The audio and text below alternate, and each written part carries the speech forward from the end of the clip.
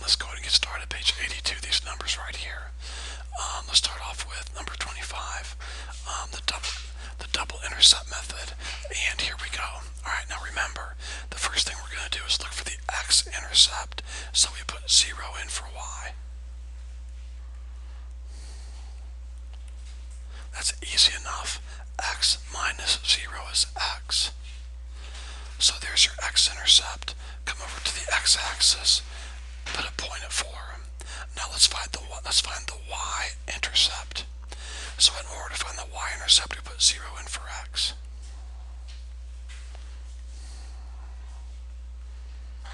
Here's x.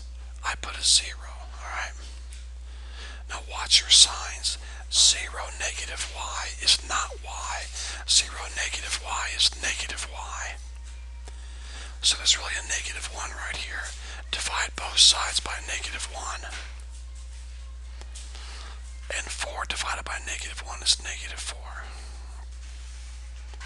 And so there's your line. Sketch the graph and we're finished. Pretty simple. Alright. Moving on to number 26. Okay, let's graph this linear equation by using the double intercept method. We're going to look for the x-intercept first. So we put 0 in for y. 2x. Positive 0 plus 0 equals 6. 2x plus 0 is 2x. Divide both sides by 2. And there's your x-intercept. 3. Pretty simple. Alright. Now, let's find the y-intercept. In order to find the y-intercept, we put 0 in for x.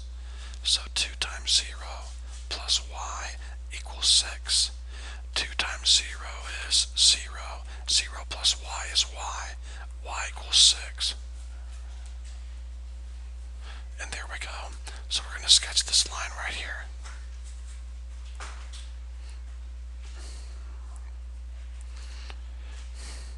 Alright, moving on to number 27. We're going to find the x-intercept first, so we'll put a 0 in for y.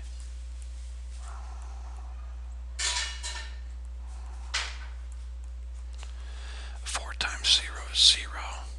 3x plus 0 is 3x. Divide both sides by 3, and x equals negative 4. Alright? So there's your x-intercept, negative 4. Now we're going to find the y-intercept, so we're going to put 0 in for x.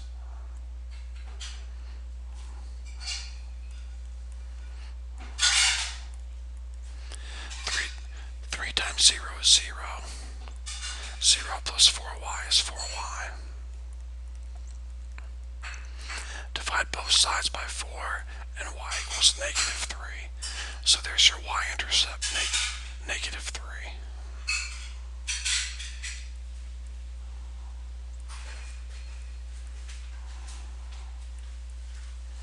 Okay, so these are really pretty simple. The double intercept method is a pretty simple method.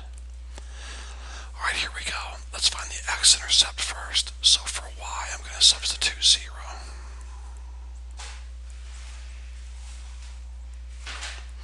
15 times 0 is 0. 5x minus 0 is 5x. Divide both sides by 5, and x equals 3.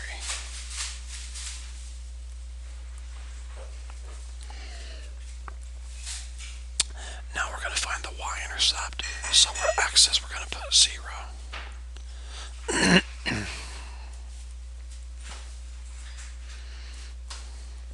5 times 0 is 0. 0 minus 15y is negative 15y. Divide both sides by negative 15, and y equals negative 1. Because 15 divided by 15 is 1. A positive divided by a negative is negative. So the y-intercept is negative 1. And there we go. Pretty simple, okay? So there's 4 examples of graphing a linear equation by using double intercept method, Okay, now let's go back to our directions. Numbers 31 through 34 be slope-intercept. Okay, so here we go. All right, in the slope-intercept method, step 1 is to get y all by itself. So I'm going to take the 8x, move it over to the other side, and make it a negative 8x. So 2y equals 1 negative 8x. Next, I'm going to divide everything by 2.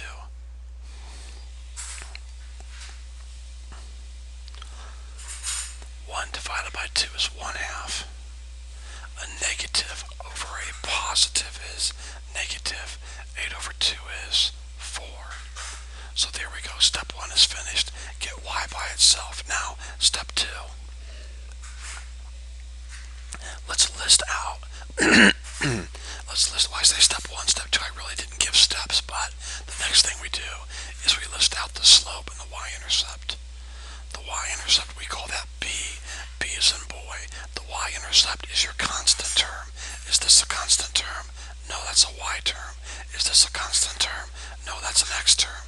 Is this a constant term? Yes. So your constant term is always your y-intercept. Your slope, which is m, is always the coefficient of the x. The coefficient of the x is not 4, it's negative 4.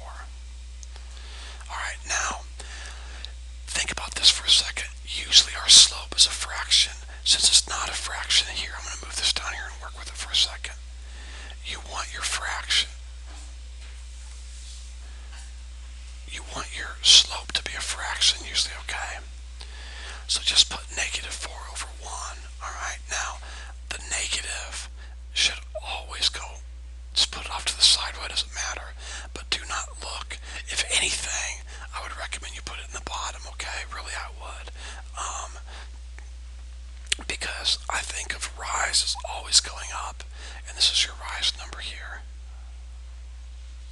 And this is your run, but to be honest, the way I taught it, you can put the negative in the top or the bottom. It doesn't matter. I'm going to prove that to you in a second, okay? Let's put the negative here. Alright, here we go. Notice my y-intercept is 1/2. So I'm going to 1/2 right here. Now, I'm going to rise 4. So when I rise 4, it's a positive 4. Watch. I go to here. Okay, you don't go up a half. You're already at a half. So to go up a whole step, you go to a half here. So you go up 1, 2, 3, 4. There. Now I'm going to run a negative 1. Well, if the 1's negative, go to the left. That makes sense, doesn't it? If the 1's positive, go to the right. If the 1's negative, go to the left. And there's your line. Connect those 2 points and you're fine. Now, mystery error, what if I put the negative up top? No big deal. Watch what happens. Okay, now watch. You still start at your y-intercept. Now, what is your rise number? Negative 4. So go down 4. It's a negative, so go down. 1, 2, 3, 4. Now it's a positive 1, so go over 1. Do you see what happened? All 3 points line up in a straight line. So it doesn't matter where you put the negative. You're still going to get, when you draw that line. Of course, my line's not very straight. You understand that. But I'm just saying, if it was straight, all 3 points would fall in the line. So it doesn't matter where you put the negative. Just put it somewhere and leave it. Okay, it does not matter. Okay, problem 32. The first thing we do when we're using the slope-intercept method is get y by itself. So bring this 4x over and make it a positive 4x over here. Okay, so we have 2y equals negative 1, positive 4x. Now divide everything by 2. These cancel. Y equals a negative 1/2. Negative over positive is negative, and a positive over positive is positive 2x. There we go. 4 divided by 2 is 2. So your y-intercept is your constant term, denoted by the letter b. Your slope is the x coefficient, which is 2, denoted by the letter m. And there we go. So negative 1/2 is my y-intercept. So there's negative 1/2, put a point there. Now your slope is not a fraction, so make it a fraction. 2 over 1. So here's your rise. Here's your run. So I'm going to rise 2, 1, 2, up. I'm going to run 1. Now, notice I went up because it's a positive 2, and I went to the right because it's a positive 1. And there's your line. Pretty simple to do, guys. It really is. Okay? The slope-intercept method. Alright, let's try another one. 2 more of these. Alright, step 1, we're going to get y by itself. So here we go. Y equals 2 plus or positive 13x. Bring this over and make it positive. Alright? Now that y is all by itself, let's list out our y-intercept. Y-intercept is always your constant term, denoted by the letter b. Your slope is always the x coefficient, 13, denoted by the letter m. So I'm gonna have to lower this down and get some space here because we got a lot of spaces to move for our slope here. Okay, the y-intercept is 2, so there's 2 on the y-intercept. Okay, now let's see if we can't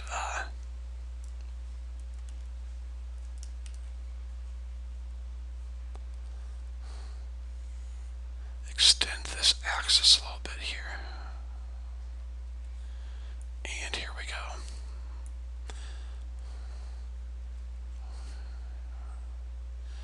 8, 9, 10, 11, 12, 13, 14, 15. There we go. Alright, now we're going to, my y-intercept is 2, so I went to 2. Now my slope is 13. Let's make it a fraction. Since it's not a fraction, 13 over 1. Okay, so this is my rise. This is my run. Alright, so I'm going to rise 13. 1, 2, 3, 4, 5, 6, 7, 8, 9, 10, 11, 12, 13. Then go over 1 to right here. Now it's going to be really hard for me to draw this, but I will try to.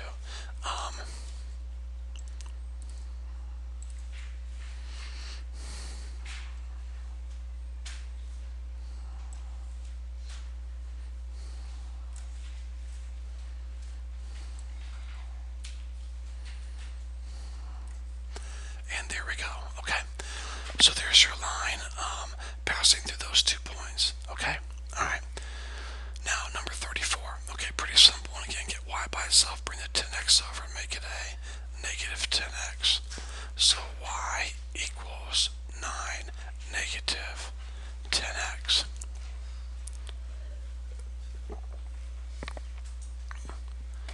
Now, the constant term is my y-intercept, denoted by the letter b.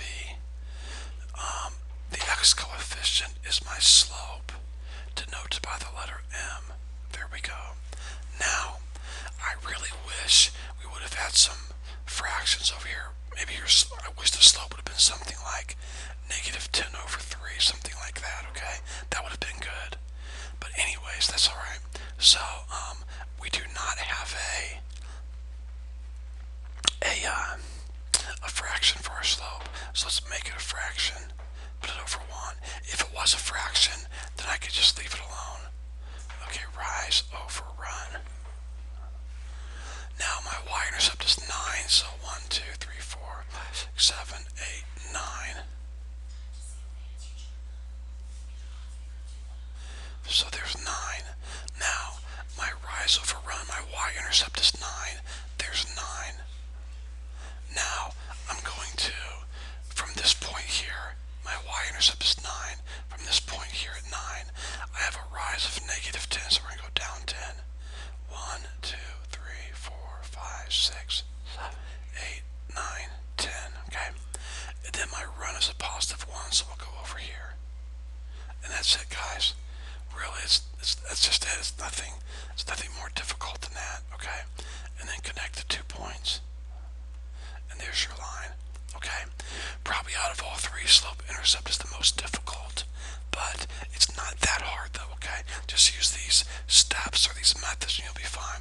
Alright, now, lastly, we're going to do the table of values method. As I taught you in your notes, I like to put in 0, 1, 2. That's just me, okay? You can probably do this in your head. But just in case you can't, I'm going to work this out to help you, okay? I'm going to put a 0 in for x. So 4 times 0 plus 4 is 0. 0 plus 4 is 4. So when I put in a 0, I got out a 4. Next I'm going to put a 1 in. So 4 times 1 plus 4. 4 times 1 is 4. 4 positive 4 is 8. You can also look for a pattern over here. 4, 8, 12. Now let's check our work and make sure we're right, okay? Always check your work. We're going to put a 2 in for x. 4 times 2 is 8. 8 positive 4 is 12. So there's the points I have to plot. So my first point is 0, 4. My second point is 1, 8. And then my third point is over 2 and up 12. 8, 9, 10, 11, 12. About right there. So 0, 4. 1, 8 over 1 up 8. 2, 12 over 2 up 12. Alright? And there's my line. Not perfect, but I'm estimating a little bit. But there we go. That's the graph of that equation. Alright, number 38. Okay, I'm going to use my numbers I always use. 0, 1, 2. Where the x is, I'm going to put a 0. Negative 3 times 0 is 0. 0 plus 2 is 2. Next, I'm going to put a 1 in for x. Negative 3 times 1, positive 2. Negative 3 times 1 is negative 3. Negative 3 positive 2 is negative 1.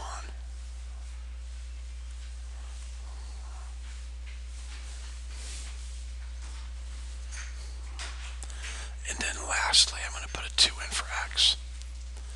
So negative 3, positive 2, positive 2. So negative 3 times positive 2, negative 6. Positive 2 is a negative 4. Okay? And we have a pattern. We went from 2 to negative 1 to negative 4. We subtracted 3 each time, okay? You can look for a pattern there to check your work. Okay, 0, 2. 1, negative 1. 2. My fault. Sorry, it's a positive 1. So 0, 2. 1, negative 1. And then positive 2, negative 4. So positive 2, negative 4. Alright? And then, of course, sketch your line from there. And there we go. Okay. Alright, not too difficult. Moving on. Number 39. Alright, we're going to get some fractions this time, which will be good. Good practice for you guys. So I'm going to put my usual numbers in. 0, 1, and 2. Alright, let's put a 0 in for x.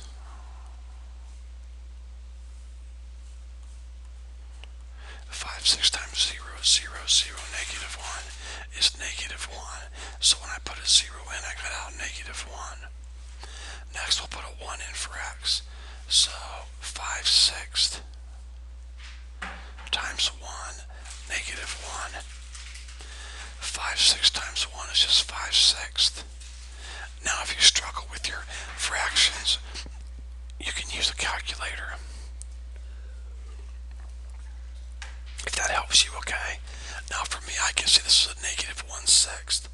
But again, learn to use your calculators, okay? With a graphing calculator, type in 5 divided by 6, and this will pop up on your screen. Then hit -1, then hit enter, okay? Now, when you do that, a fraction is going to pop up. And the fraction is going to be negative 0.1666666. Hit math, enter, math is on the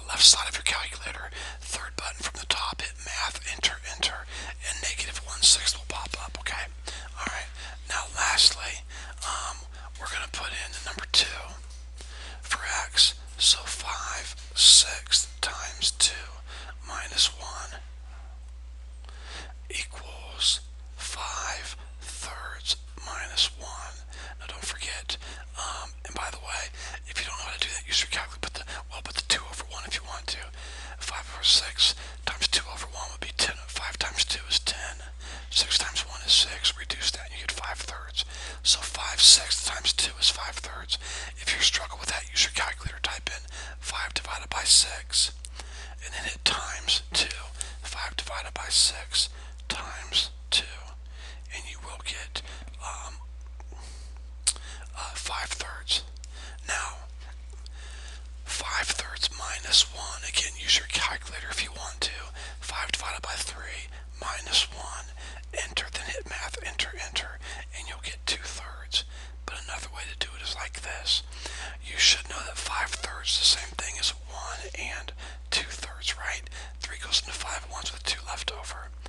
So 1 and 2/3 minus 1 leaves you with 2/3. So there we go. Alright, your first ordered pair is 0, -1. So 0, -1. Your next ordered pair is 1, -1/6.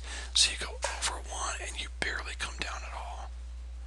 Then the next point is over 2, and it's up 2/3. So about right there. And those 3 points should relatively, for the most part, line up in a straight line. And there's our graph, okay? Alright, one more. Alright, let's go ahead and graph this using the table of values method. The numbers I like to use are 0, 1, and 2. Where the x is, I'm going to substitute 0.